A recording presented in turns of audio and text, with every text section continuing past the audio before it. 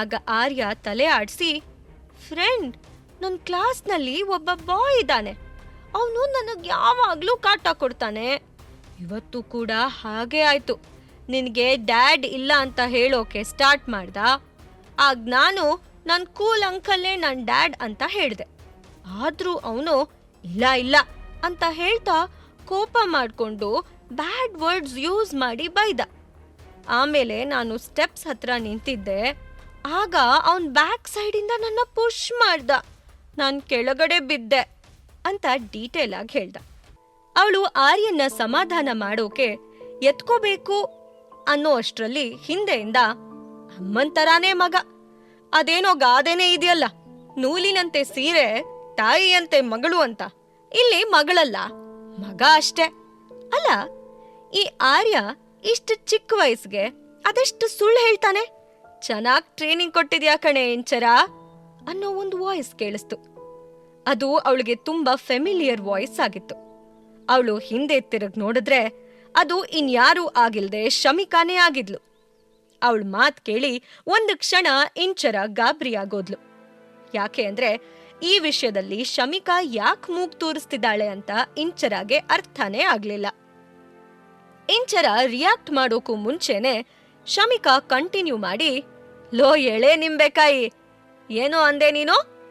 ನನ್ನ ಮಗ ನಿನ್ನನ್ನ ತಳ್ಳದ್ನ? ಏನ್ ಸಾಕ್ಷಿ ಇದೆ ನಿನ್ ಹತ್ರ? ಇನ್ನೊಬ್ಬರ ಮೇಲೆ ಆರೋಪ ಮಾಡೋಕು ಮುಂಚೆ ಸಾಕ್ಷಿ ಇಟ್ಕೊಂಡು ಮಾತಾಡ್ಬೇಕು ಅಂತ ಆರ್ಯನ್ ಹತ್ರ ಬಂದು ಜೋರಾಗಿ ಕಿರ್ಚಿದ್ಲು. ನನ್ ಮಗ ಆರ್ಯ ಯಾವತ್ತೂ ಸುಳ್ಳು ಹೇಳಲ್ಲ. ನಾನು ಅವನಿಗೆ ಅಂತ ಕೆಟ್ಟ ಬುದ್ಧಿ ಕಲ್ಸಿಲ್ಲ. ನಿನ್ ಮಗ ರಂಜನ್ನೇ ನನ್ ಮಗನ್ನ ಬೀಳ್ಸಿರೋದು. ಡು ಯು ಅಂಡರ್ಸ್ಟ್ಯಾಂಡ್ ಅಂತ ಕೇಳಿದ್ಲು. ಆರ್ಯಾನು ಅವಳ ಮಾತ್ಗೆ ಧ್ವನಿ ಸೇರಿಸಿ, yes, I am not lying. Ranjan ನಿಜವಾಗ್ಲೂ ಕ್ಲಾಸ್ನಲ್ಲಿ ನನ್ಗೆ ತೊಂದರೆ ಕೊಟ್ಟು ಜೋರಾಗಿ ನನ್ನ ಹೆಸರು ಹೇಳಿ ರ್ಯಾಗ್ ಮಾಡ್ತಿದ್ದ. ಅಲ್ದೆ ಫ್ರೆಂಡ್ ಬಗ್ಗೆನೂ ಬ್ಯಾಡ್ ಆಗಿ ಮಾತಾಡ್ತಿದ್ದ. ಆದ್ರೂ ನಾನು ಅವನನ್ನ ಇಗ್ನೋರ್ ಮಾಡ್ದೆ. ಅದಕ್ಕಾಗಿ ಅವನು ಸಿಟ್ಟಲ್ ಬಂದು ನನ್ನನ್ನ ಪುಷ್ ಮಾಡ್ದ. ಇದು ಸುಳ್ಳಲ್ಲ ಅಂತ ಹೇಳಿ ಜಸ್ಟಿಫಿಕೇಶನ್ ಕೊಟ್ಟ. ಕೇಳಿಸ್ಕೊಂಡ್ಯಾ ಶಮಿಕಾ? ಆರ್ಯ ಸುಳ್ಳು ಹೇಳ್ತಾನೆ ಅಂತಾದ್ರೆ ಈ ಎಲ್ಲಾ ಮಕ್ಕಳು ಸುಳ್ಳು ಹೇಳ್ತಾರ? ಈಗೇನಂತೀಯಾ ಅಂತ ಕೇಳಿದ್ಲು. ನೋಡು ಶಮಿಕಾ, ಸತ್ಯ ಏನು ಅಂತ ಇಲ್ಲಿರೋ ಎಲ್ಲರಿಗೂ ಗೊತ್ತು. ಸೊ ನೀನು ಈ ತರ ಎಲ್ಲ ಡ್ರಾಮಾ ಮಾಡೋ ಅಗತ್ಯ ಇಲ್ಲ. ಅಟ್ಲೀಸ್ಟ್ ನಿನ್ ಸುಳ್ಳಲ್ಲಿ ನಿನ್ ಮಗುನ ಇನ್ವಾಲ್ವ್ ಮಾಡ್ಬೇಡ. ಮುಂದೆ ಅವನು ನಿನ್ ಹುಳುಕ್ ಬುದ್ಧಿನೇ ಕಲಿತಾನೆ. ಸುಮ್ನೆ ಅವನು ಹಾಳ್ ಮಾಡ್ಬೇಡ ಅಂದ್ಲು. ಶಮಿಕಾ ಸಿಟ್ಟಲ್ಲಿ, ಹೇ ಇಂಚರ, ಒಳ್ಳೆ ತಾಯಿ ಹೇಗಿರ್ಬೇಕು ಅಂತ ನಿಂತರ ಗಂಡ ಇಲ್ದೆ ಮಗುನ್ ಹೆತ್ತೋಳ್ ಹತ್ರ ಕೇಳಿ ತಿಳ್ಕೋಬೇಕಾಗಿಲ್ಲ ನಾನು. ನನ್ ಮಗನ್ನ ಹೇಗ್ ಬೆಳೆಸ್ಬೇಕು ಅಂತ ನನಗ್ ಹೇಳ್ಕೊಡೋಕ್ ಬರ್ಬೇಡ. ಅದು ನನಗ್ ಚೆನ್ನಾಗ್ ಗೊತ್ತು. ಮೊದಲು ನಿನ್ ಮಗಂಗೆ ಸುಳ್ಳು ಹೇಳ್ದೆ ನಿಜ ಬೊಗಳಕ್ ಹೇಳು ಅಂದ್ಲು. ಆಗ ಇಂಚರ, ನಾಯಿ ಬಾಲ ಡೊಂಕು ಅಂತ ನಿನ್ನೊಂತವ್ರನ್ನ ನೋಡಿನೇ ಹೇಳ್ತಾರೆ ಅನ್ಸುತ್ತೆ. ಆದ್ರೆ ಅದ್ರಿಂದ ನನಗೇನೂ ಆಗ್ಬೇಕಾಗಿಲ್ಲ. ಆದ್ರೆ ಇದನ್ನ ಇಷ್ಟಕ್ಕೆ ಬಿಡಲ್ಲ ನಾನು ಅಂತ ವಾರ್ನ್ ಮಾಡಿದ್ಲು. ಶಮಿಕಾ ಅದಕ್ಕೆ ಹೆದರಿ ಬೇರೆ ವಿಧಿ ಇಲ್ದೆ ಸುಮ್ನೆ ಸೈಲೆಂಟ್ ಆಗಿ ನಿಂತ್ಕೊಂಡ್ಲು.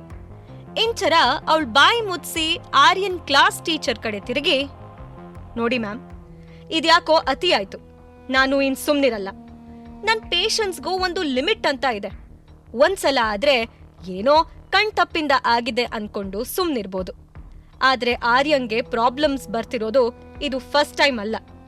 ಸೊ ಇದಕ್ಕೆ ನೀವು ಉತ್ತರ ಕೊಡ್ಲೇಬೇಕು. ನೀವು ನಮ್ಮ ಮಕ್ಕಳನ್ನ ಕೇರ್ಫುಲ್ ಆಗಿ ನೋಡ್ಕೋತೀರಾ ಅಂತ ನಂಬಿ ಸ್ಕೂಲಿಗೆ ಕಳಿಸ್ತೀವಿ. ಆದ್ರೆ ನೀವೇ ಹೀಗ್ ಬೇಜವಾಬ್ದಾರಿಯಿಂದ ನಡ್ಕೋಬೋದಾ?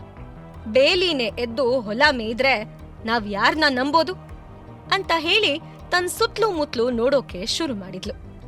ಯಾಕೆ ಅಂದ್ರೆ ಸ್ಕೂಲ್ ಇಷ್ಟು ದೊಡ್ಡದಾಗಿದೆ ಅಂದ್ರೆ ಎಲ್ಲಾ ಕ್ಲಾಸಲ್ಲೂ CCTV ಇದ್ದೇ ಇರುತ್ತೆ.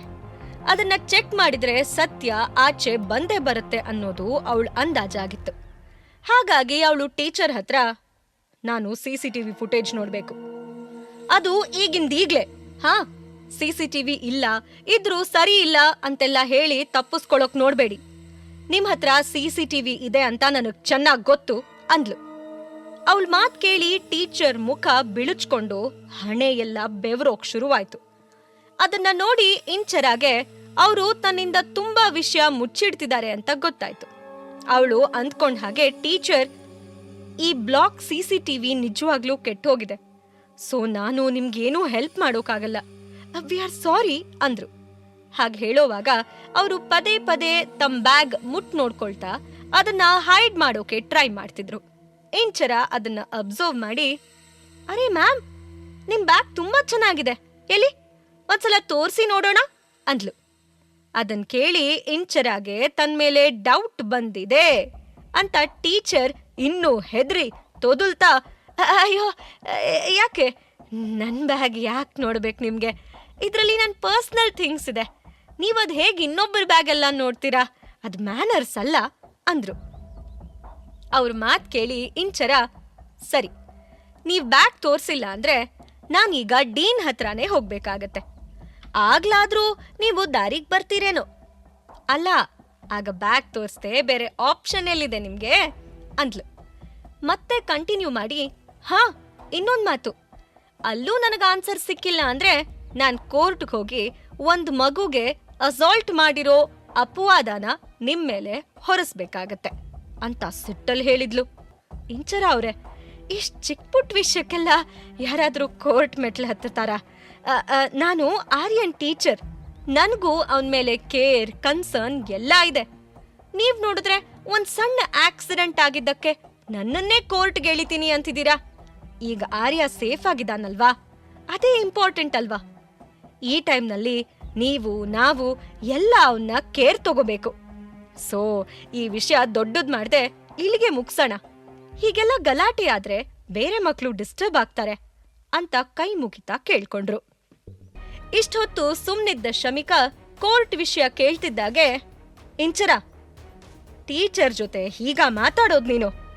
ಅದು ನಿನ್ ಮಗನ್ ಮಾತ್ ಕೇಳ್ಕೊಂಡು? ಅವನ್ ಸುಳ್ಳು ಹೇಳ್ತಿರ್ಬೋದಲ್ವಾ? ಅವನ್ ಮಾತ್ ಕೇಳಿಸ್ಕೊಂಡು ಟೀಚರ್ನೇ ಕೋರ್ಟ್ಗೆ ಎಳಿತೀನಿ ಅಂತಿದ್ಯಲ್ಲ, ನಿನಗಷ್ಟು ಕಾಮನ್ ಸೆನ್ಸ್ ಇಲ್ವಾ? ಅಷ್ಟಕ್ಕೂ ನೀನೇನ್ ಬೇಕಿದ್ರೂ ಮಾಡ್ಕೊ, ಆದ್ರೆ ಅದಕ್ಕೆಲ್ಲ ನಮ್ಮ ಹತ್ರ ಟೈಮ್ ಇಲ್ಲ ಅಂತ ಹೇಳಿ ಹೇಗಾದ್ರೂ ಈ ಸಿಚುವೇಶನ್ ಇಂದ ಎಸ್ಕೇಪ್ ಆಗೋಕೆ ನೋಡಿದ್ಲು. ಅದಕ್ಕೆ ಇಂಚರ, ಇನ್ನೇನಕ್ ಟೈಮ್ ಇರುತ್ತೆ ನಿನಗೆ? ಕಾಲ್ ಕೇರ್ಕೊಂಡು ನನ್ ಜೊತೆ ಜಗ್ಲಕ್ ಬರೋಕ? ಆರ್ಯ ನನ್ ಮಗ, ಅವನೇನು ಅಂತ ನನಗೆ ಚೆನ್ನಾಗ್ ಗೊತ್ತು.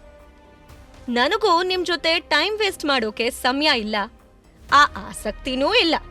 ಸೊ ನಾನು ಡೀನ್ ಹತ್ರ ಹೋಗ್ತಿದ್ದೀನಿ ಅಂತ ಹೇಳಿ ಆರ್ಯನ್ನ ಎತ್ಕೊಳ್ಳೋಕೆ ಅಂತ ಅವನ್ ಕಾಲ್ ಕಡೆ ನೋಡಿದ್ರೆ ಅಲ್ಲೂ ಕೂಡ ಗಾಯ ಆಗಿ ಮಣ್ ಮೆತ್ಕೊಂಡಿತ್ತು. ಅದ್ರಿಂದ ಗಾಯಕ್ಕೆ ಇನ್ಫೆಕ್ಷನ್ ಆಗೋ ಚಾನ್ಸಸ್ ಇತ್ತು. ಈ ವಿಷಯ ಈಗ್ಲೇ ಬಗೆಹರಿಸಿ ಸತ್ಯನ ಎಲ್ಲರ ಮುಂದೆ ಎಳೆದು ತರಬೇಕು ಅಂತ ಅವಳು ಅಂದ್ಕೊಂಡ್ಲು. ಆದ್ರೆ ಆ ಸತ್ಯ ಆರ್ಯಂಗಿಂತ ಮುಖ್ಯ ಆಗಿರ್ಲಿಲ್ಲ. ಅವನ್ ಗಾಯ ನೋಡಿ ಈ ಟೈಮ್ನಲ್ಲಿ ಅವನ್ಗೆ ಟ್ರೀಟ್ಮೆಂಟ್ ಅವಶ್ಯಕತೆ ಇದೆ, ಇಮಿಡಿಯೇಟ್ ಆಗಿ ಡಾಕ್ಟರ್ ಹತ್ರ ಹೋಗ್ಬೇಕು ಅಂತ ಇಂಚರಾಗೆ ರಿಯಲೈಸ್ ಆಯ್ತು. ಆದ್ರೆ ಅವಳು ಡೀನ್ ಹತ್ರ ಹೋಗ್ತಾಳೆ ಅಂದ್ಕೊಂಡು teacher, miss Inchara, this is not fair ಅಂತ ಭಯದಲ್ಲೇ ಹೇಳಿದ್ರು. ಅದಕ್ಕೆ ಇಂಚರ, ಅಯ್ಯೋ, ನಿಮ್ಮನ್ನೆಲ್ಲ ನಾನು ಆಮೇಲೆ ನೋಡ್ಕೋತೀನಿ ಅಂತ ಹೇಳಿ ಆರ್ಯನ್ನ ಎತ್ಕೊಂಡು ಇನ್ನೊಂದ್ ಕೈನಲ್ಲಿ ಅವನ್ ಬ್ಯಾಗ್ ಹಿಡ್ಕೊಂಡು ಕ್ಲಾಸ್ ರೂಮ್ನಿಂದ ಹೊರಗಡೆ ಹೊರಟ್ಲು. ಪಾಕೆಟ್ ಎಫ್ಎಂ ಆಡಿಯೋ ಸೀರೀಸ್ ಆದಂಥ ಪ್ರೇಮಲೋಕ ಕಥೆನ ಈಗ್ಲೇ ಕೇಳಿ. ಲಿಂಕ್ ಡಿಸ್ಕ್ರಿಪ್ಷನ್ ನಲ್ಲಿ ಇದೆ.